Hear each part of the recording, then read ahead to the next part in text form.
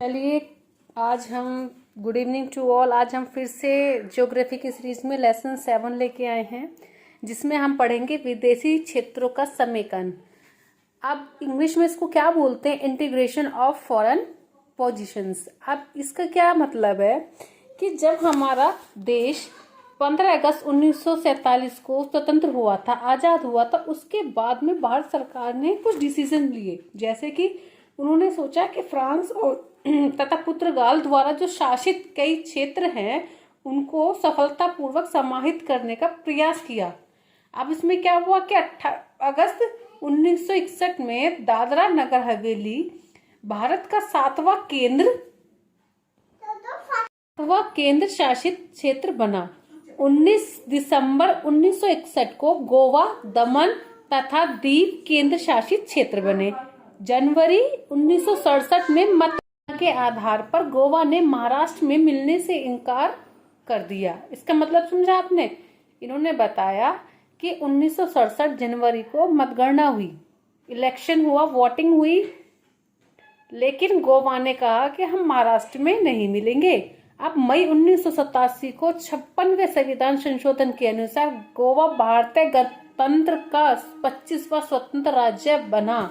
एक तरफ तो उसने देखो 1967 में क्लियर मना कर दिया कि हम महाराष्ट्र में नहीं मिलेंगे, और उसके बाद 1987 मई को 56वें संविधान के अनुसार भारत गणतंत्र का 25वां स्वतंत्र राज्य बन गया। अब अगर इसमें कई बार क्वेश्चन जो पूछे जाते हैं एग्जाम के पॉइंट ऑफ व्यू से, वो ये पूछा जाता है कि उर्वरता की दृष्टि से किस क्षेत्र को भारत का हृदय स्थल माना जाता है, तो वो है गंगा मैदान। किस भूगोलवेत्ता ने यह कहा है था कि भारत को उपमहाद्वीप कहने का उतना ही अधिकार है जितना यूरोप को? केसी। भारत का कौन सा स्थान 3 सागरों का संगम कहलाता? कन्याकुमारी। ये यूपीपीसीएस में आ चुका है 92 में। भारत का देशांतरीय विस्तार कितना है? 29.18 डिग्री। और भारत का अक्षांशीय विस्तार कितना है? 29.2। इंदिरा पॉइंट को अन्य किस नाम से जाना जाता है? उसको बोलते हैं पिगमेलियन तथा पार्सन पॉइंट। अब पुडुचेरी केंद्र शासित क्षेत्र के अंतर्गत सम्मिलित है। माहे, जिसे केरल में, कराईकल पुडुचेरी तमिलनाडु तथा यनम आंध्र प्रदेश। अब देश के गांवों की सर्वाधिक जनसंख्या अगर हम बात की जाए तो उत्तर प्रदेश में है 97,941। एक समुद्री मील कितने किलोमीटर बराबर है? लगभग 1.82 किलोमीटर। हमारे देश की सीमा बंगाल की खाड़ी में किस अक्षांश के साथ निर्धारित होती है? ये मैंने आपको लास्ट टाइम भी बताया था, 6.45 डिग्री उत्तरी अक्षांश। भारत का प्रथम मानचित्र किसने बनाया था? एनविले, 1752। भूगोल के पिता की उपमा किसको दी जाती है या किसको दी गई है? हिकेटियस को। ठीक है, ये मैंने पीछे आपको पढ़ाया है, उसी से रिलेटेड क्वेश्चंस थे जो मैंने आपको दोबारा से रिवाइज करा दिया है। इसमें अगर हम बात करें तो कुछ क्वेश्चंस और बनते हैं, जैसे पुर्तगाल के अधीन क्षेत्र थे और उनका समेकन कब मिलाया गया?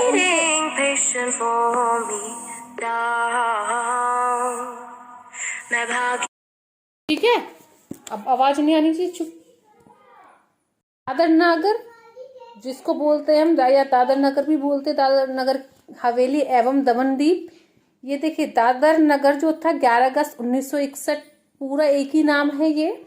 और दमन दीप 19 दिसंबर 1961, वो 11 अगस्त 1961 में था। गोवा का क्षेत्रफल जो है 3090, ये 18 से 19 दिसंबर 1961। ये सभी सेम ईयर में हुए थे, 1961 में जो इनको समेकन किया गया था, वो इंटीग्रेशन जो किया था, इंटीग्रेट किया गया था, वो सेम ईयर में किया था। बस डेट चेंज थी कि क्योंकि दादर नगर हवेली जो थी वो 11 अगस्त 1961 में, दमनदीप 19 दिसंबर 1961 में, गोवा जो था 18 से 19 दिसंबर 1961 में। अब इन सब का टोटल जो क्षेत्रफल आता है 3679 वर्ग किलोमीटर है। पौंडीचेरी फ्रांस के अधीन था। यह एक ऐसा केंद्र शासित प्रदेश था जिसकी 3 राज्यों में जिसका क्षेत्र 3 राज्यों में है। जैसे पहला है पौंडीचेरी केंद्र शासित प्रदेश अंतर्गत कराईकल, यनम और माहे संज्ञा।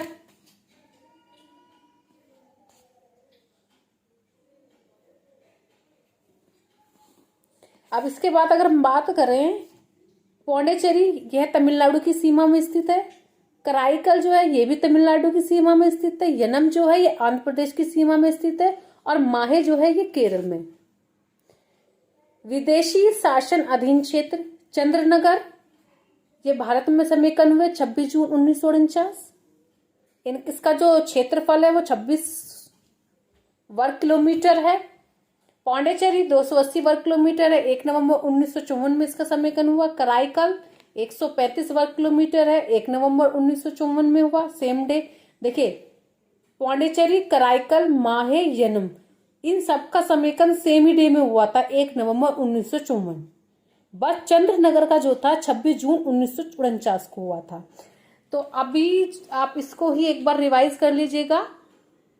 अगर कोई आपको कुछ चीज में ऐसा है कि डाउट है, नहीं समझ में आ रहा है, तो आप मुझसे पूछ सकते हैं। और इसी में ही कल जो हम पढ़ेंगे, कल का जो टॉपिक होगा वो होगा भारत का राजनीतिक इकाई, क्योंकि कल एक नया टॉपिक स्टार्ट होगा जिसमें हम भारत के राज्य एवं केंद्र शासित प्रदेश के बारे में भी पढ़ेंगे और इसके आगे की थोड़ा सा कंटिन्यू करेंगे टॉपिक। आज के क्लास में बस इतना ही, बाकी हम कल के लेक्चर में पढ़ेंगे। Thank you so much.